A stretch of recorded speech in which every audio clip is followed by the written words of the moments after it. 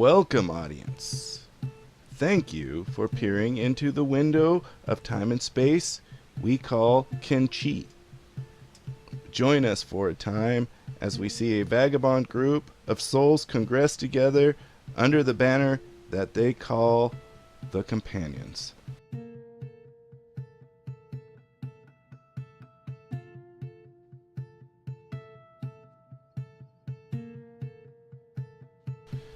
The Companions venture forth and explore the world for lost technologies and knowledge. It is their hope to bring a better plight to mankind's sorrow, as well as care for their own family and its suffering. Traveling beyond the swamp region to a place only referred to as the Crater, the Companions hope to discover ancient ruins hidden there.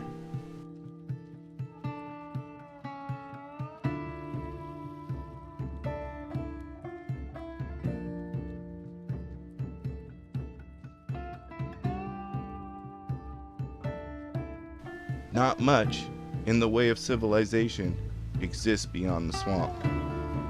The path to the crater is harsh and dry, filled with hostile life. Dust storms and psychedelic skies tell the tale of immense, unimaginable hatred that must have been unleashed during the times of the ancients. Why did this rage turn asunder come to pass? No one cares. Life has adapted. And although harsh, the land is healed somehow.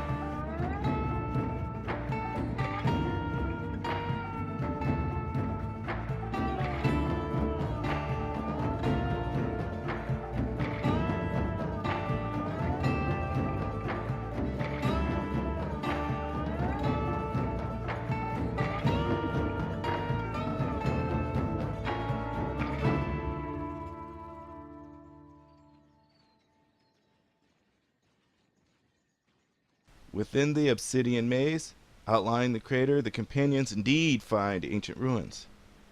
It is amazing to the Companions that such edifices once stood as testament to what must have been a great civilization. The Patriarch rummages about the ruins as the rest of the Companions eat. Finding ancient books filled with old runes, the Patriarch eagerly asks the doctor if he can decipher them. Of course, the scholar does indeed understand some of the texts. Apparently, this place was called a factory, which is a place where things could be built in numbers beyond measure. There is another word found within the ruins, Europe. Even though this seems to be a name given to something important that seemed to unify the ancient peoples, its meaning eludes the doctor for now.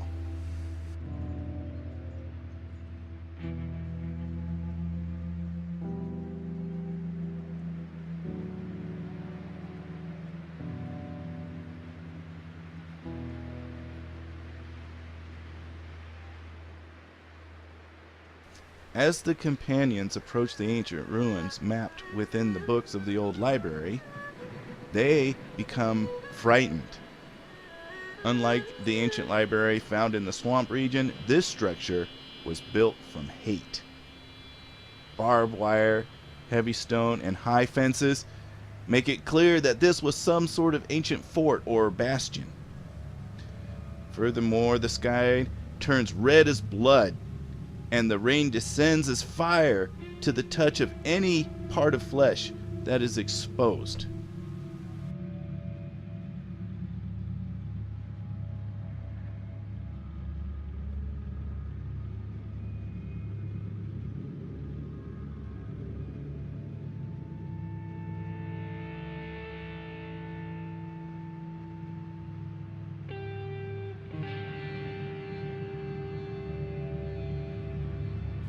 Sneaking into the ruins, the Companions find quickly that the ancient automatons still actively guard the structure. Collectively, they assault one such spider, which is a name they have given the living statue.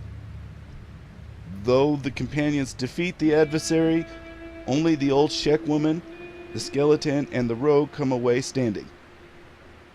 Fortunately, the rogue has learned well from the doctor in the ways of healing, and she tends to the wounded.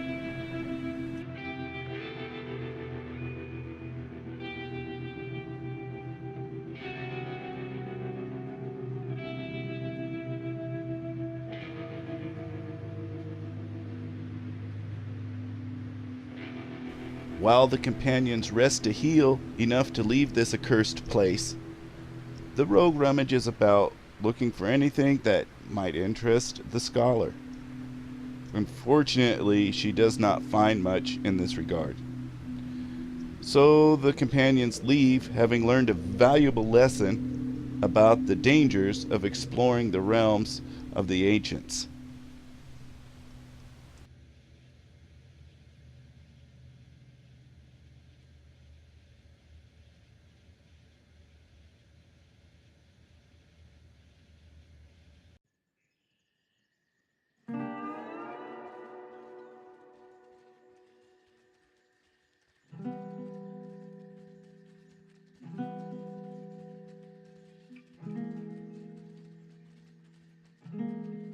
What is the law? Who is the authority? One could say evil people willing to initiate violence for their perceived good of the communal public. In other words, maybe people who are like this are just thugs recognized by casted idolatry. Certainly, this is the case for those who reside within the swamp.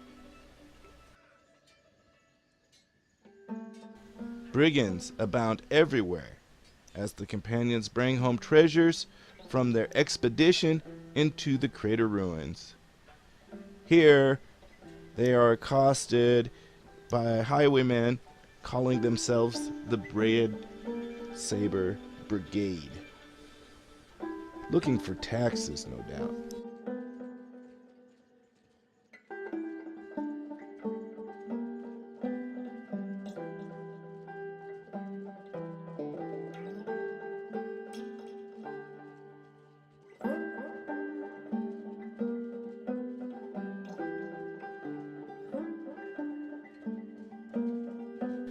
This companion, in particular, does not want to be here traveling in the swamp. She expresses seeing her former lover and mate having his carcass disemboweled by swamp spiders.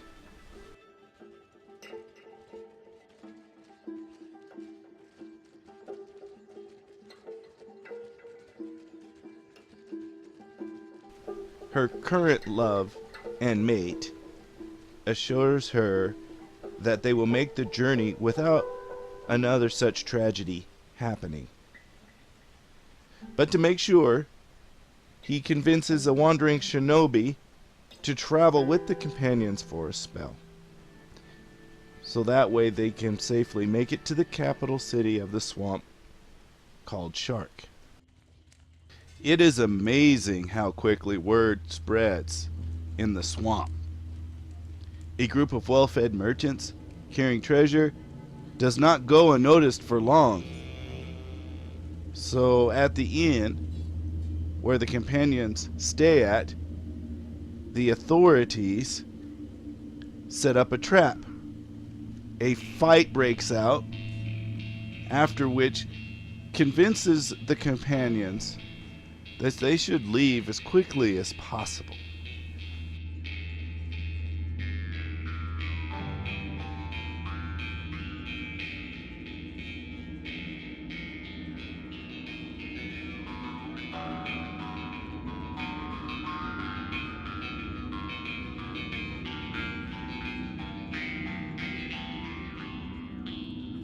The law of the swamp is not thwarted so easily. Swamp ninja brigands hunt down the companions and attempt an ambush while they camp.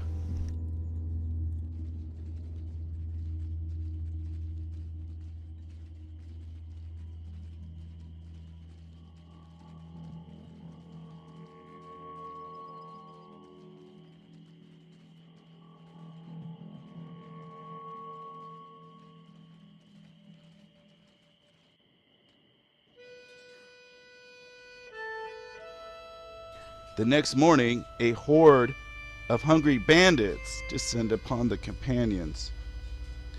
However, these bandits are not interested in the companions' treasures or their wealth. Rather, they are interested in their food. As mentioned earlier, well-fed merchants are a prize in these lawless times.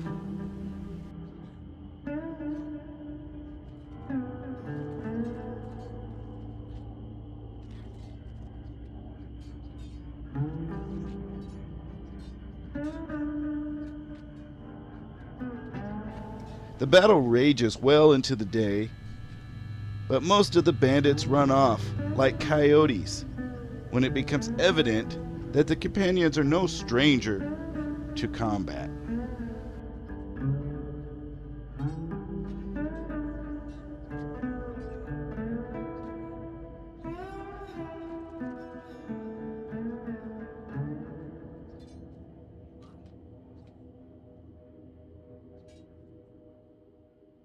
At the end of the battle, the Patriarch looks upon a dead bandit with a heavy heart.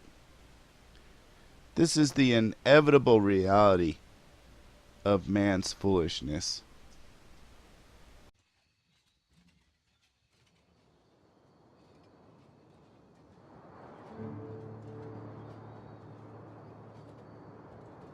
Having left the region of the swamp, the companions escort a large trade caravan into a magical land. This land is known as Vane. The sentient species there are also known as hivers. They occupy this land, and the road through which they travel is known far and wide as a lucrative trade route.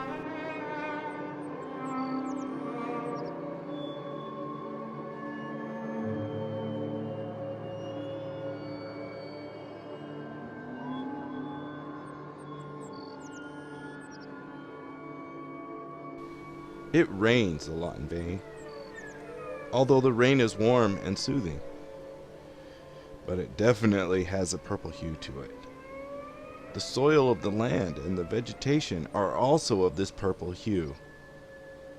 It is as if the environment was in a primordial state.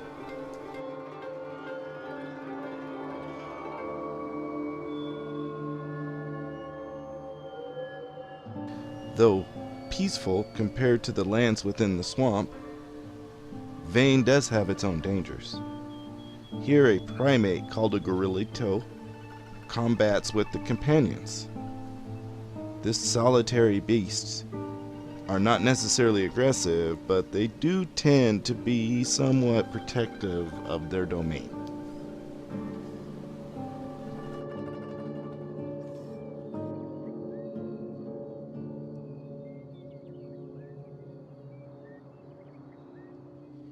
A strange mist resides over the entire realm. The companions feel a great sense of joy over the breathtaking beauty of the sunset, which is turned crimson due to the mist.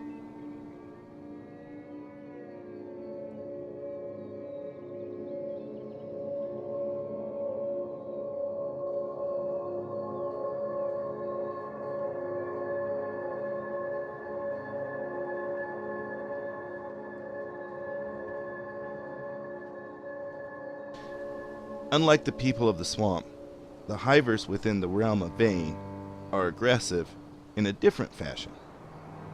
That is to say, with trade and capital gains through forthright negotiations of goods and services.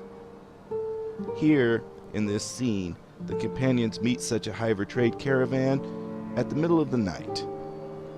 The caravan leader works tirelessly to make a deal with the companions, as the hivers recognize a good business opportunity when they see it.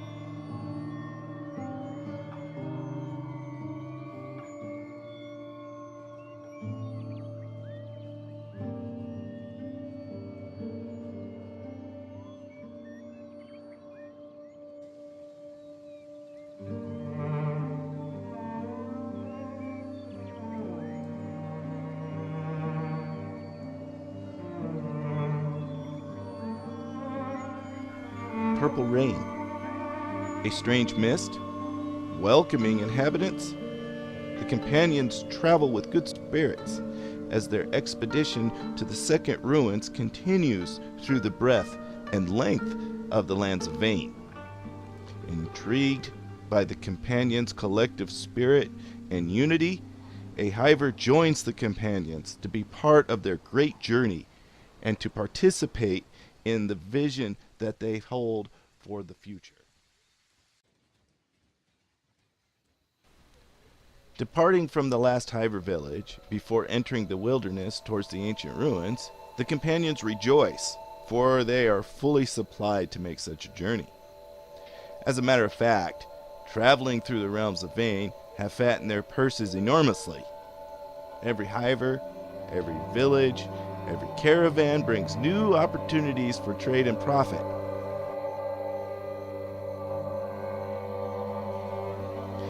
Even some of the animals here in Vane have a peaceful nature. A small creature called a garu follow the companions for a spell.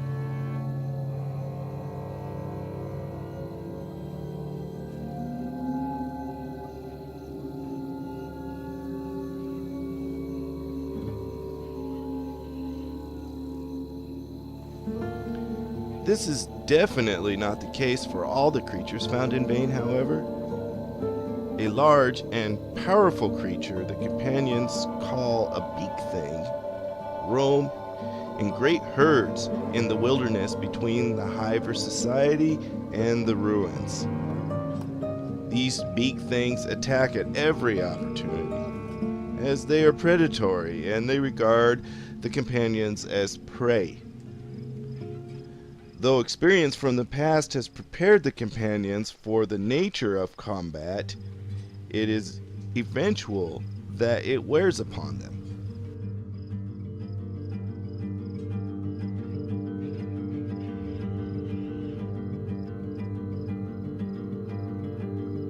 The skeleton and the scholar have plenty of medical supplies and the skill to match, however. So even though this part of the journey is a struggle, the companions endure and they press onward.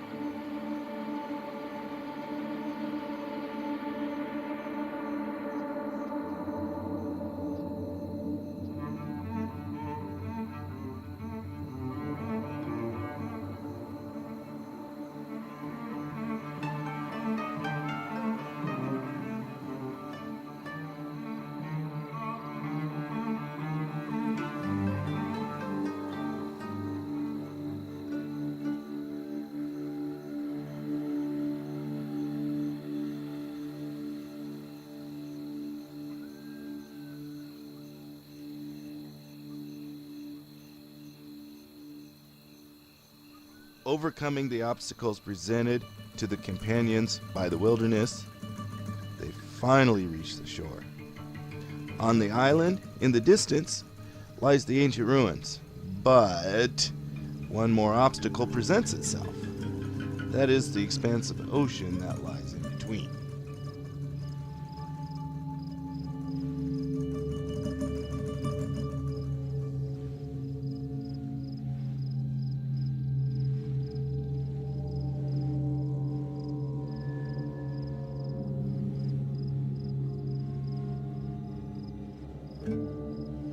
I know what you may be thinking. Why not build a raft or a boat? It seems illogical to swim such a distance. Yet, in this time and place, such a thing is inconceivable. So the companions swim, well into the night, under the light of the two lunar bodies that lie within the heavens.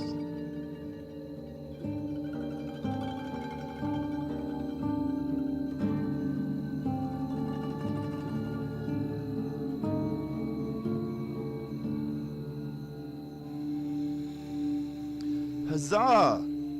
The companions make it to the shore, where they quickly set up camp. Dry off and get rest, O companions, for in the morning you shall discover ancient secrets in your quest to create a better tomorrow.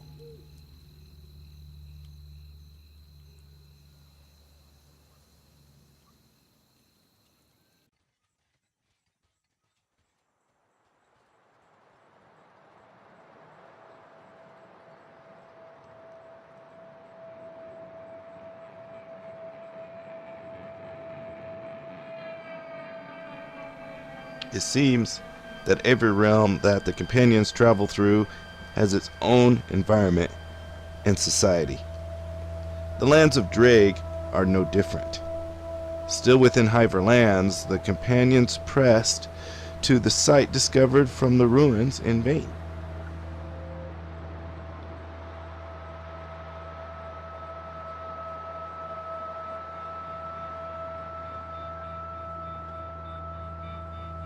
Of course, trade with the Hivers brings wealth and opportunity to the companions as they travel and explore the lands.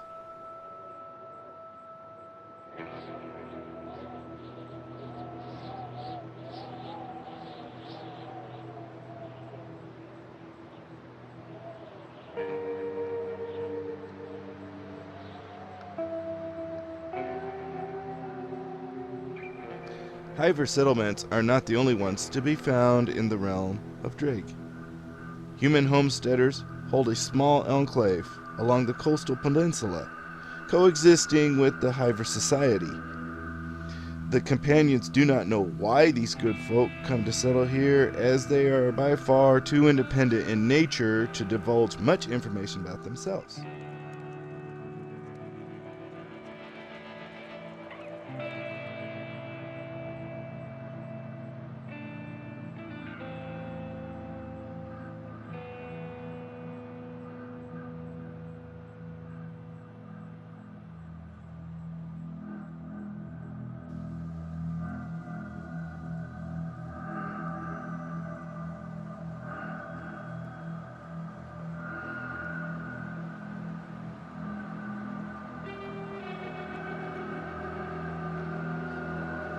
They are welcoming of trade in the Hiver traditions, and the companions learn of domesticated pack animals that may help in carrying a heavy burden of trade goods.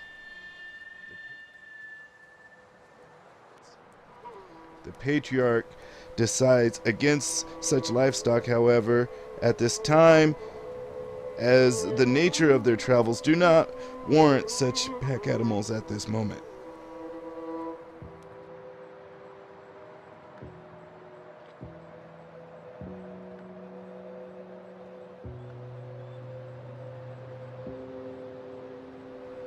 Setting out across the vast steppes of Drake, the companions journey tirelessly to their goal.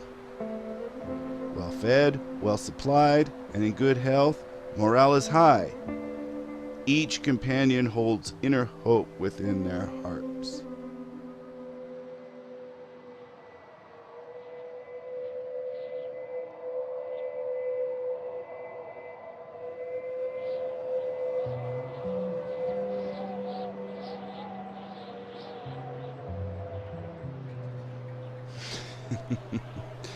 Not all Hivers are traders and merchants.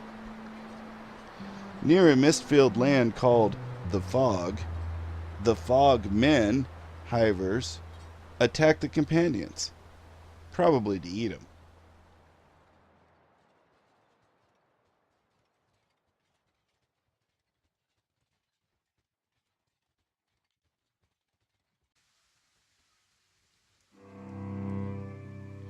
After the arduous journey across the steppes of Drake, the companions enter into a new realm, commonly known as Observance. It is quite a hilly region, and seemingly nothing occupies this area. So up, down, and around the companions go as they travel here. It seems that there are large structures of the ancients that can be seen in the foglands in the distance. But the companions do not have the courage to explore there at this time. Perhaps maybe someday they will, though.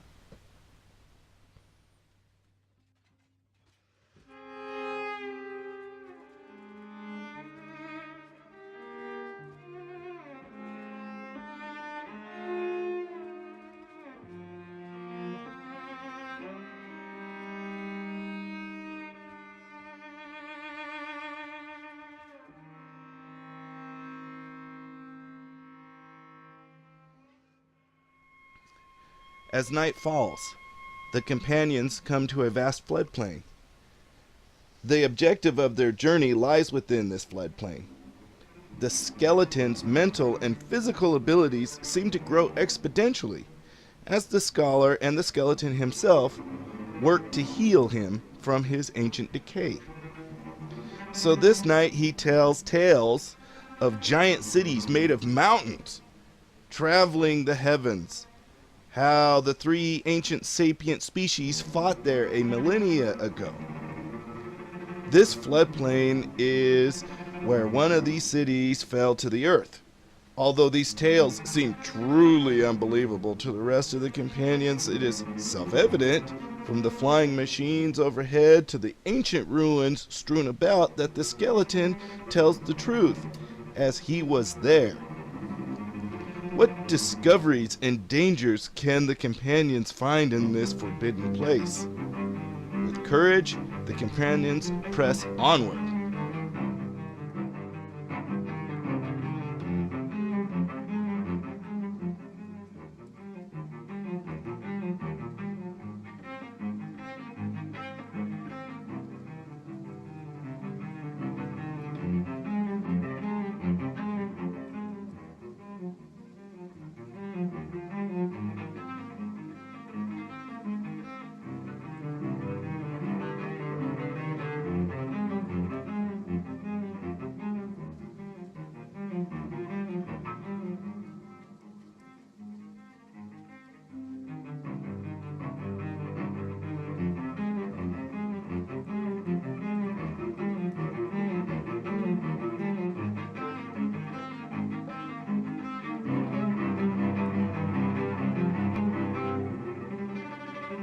At the heart of the floodplains lies a particularly strange edifice.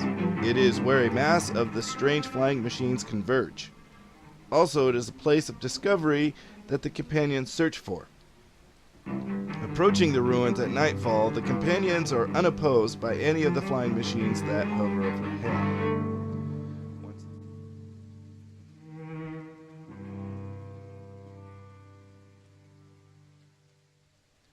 Once inside, the same spider machines they encounter at the ruins within the obsidian forest are also present here. However, the companions have been steeled by the rigors of their mutual experience and sufferings, so they work together as a team and overcome these mechanical foes.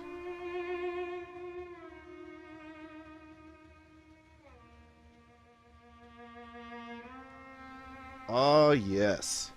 This is the rogue's paradise. So many treasure chests to open. So much knowledge and treasure inside. Well done, companions. Well done.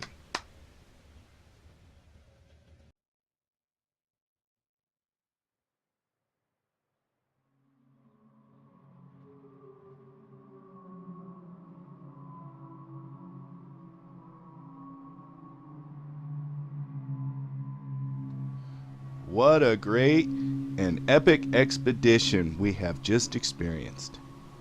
Truly, the companions are courageous to undertake such a journey, to go forth and search dangerous and forbidden places to discover ancient secrets and truths, all for the dream of bringing the state of mankind to a greater plateau. Could anything we do as people be more noble?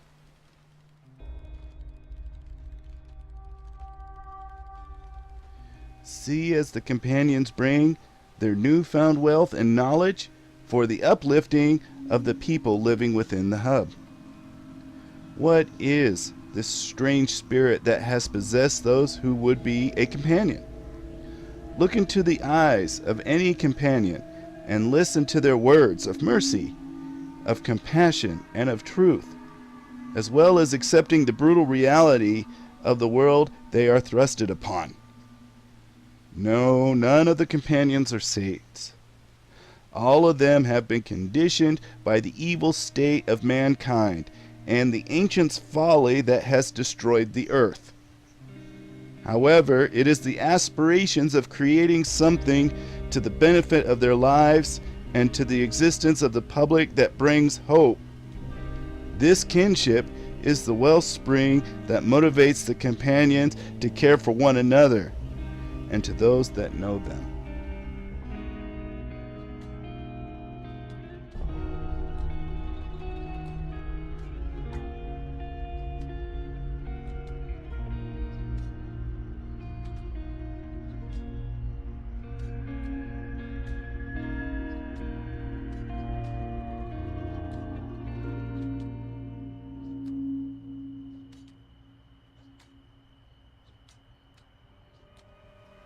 Dear audience, this is the spirit that forges reality into a better future.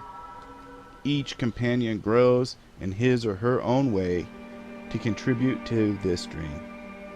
Little do they realize that this hope is already being fulfilled. Ever since the day the Patriarch came into civilization from the wilderness, and from the moment each companion decided to walk along the path showed to them by this man. Something new grows within the hub as the people go about their daily lives. Long ago, the hub rebelled against their sovereign Patriarch of the Holy Lands to gain independence from his false teachings of hatred and intolerance. Now a new Patriarch has arisen among the companions, and everyone understands the simple truth of his acts and deeds, born from a vision and wisdom that in some way, some say, must come from a greater being not found within this world.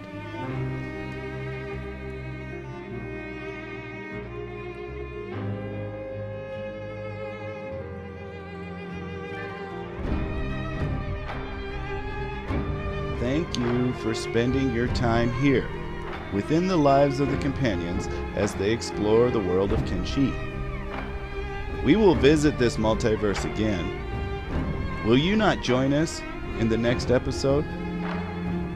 But as for now, farewell, as we conclude Kenshi, Expeditions of the Companions.